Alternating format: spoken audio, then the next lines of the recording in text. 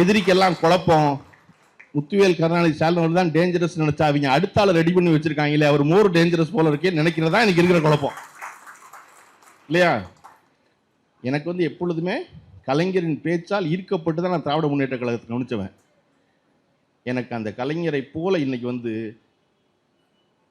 நம்முடைய சின்ன ஒரு துணை முதல்வர் உதயநிதி பேசும் பொழுதெல்லாம் கக்கன்னு மனசுக்குள்ள சிரிச்சுக்குவான், வந்தாண்டா ஒருத்தன் அப்படின்னு.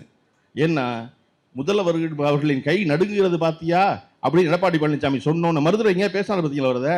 அடுத்த நாளை போய் கை நடுங்கிறதெல்லாம் இருக்கட்டும், யாருக்கு முட்டி தெரிஞ்சிருக்குன்னு பார்ப்போமா, கீழே விழுந்து ஆரம்பிச்சது இருக்குல்ல.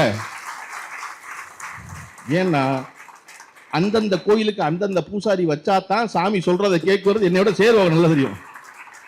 அது அவன் தான் புரியல, அவனுக்கு அந்த லாங்குவேஜ் தானே புரியுது. அப்படிமா அந்த லாங்குவேஜ்ல பதில் சொல்லணும். எப்பொழுதும் நாம் எந்த ஆயுதத்தை எடுக்க வேண்டும் என்பதை எதிரிகளே தீர்மானிக்கிறார்கள் என்பதை மிக தெளிவாக தெரிந்து கொண்டிருப்பவர் தான் நம்முடைய சின்ன நம்புறவனா.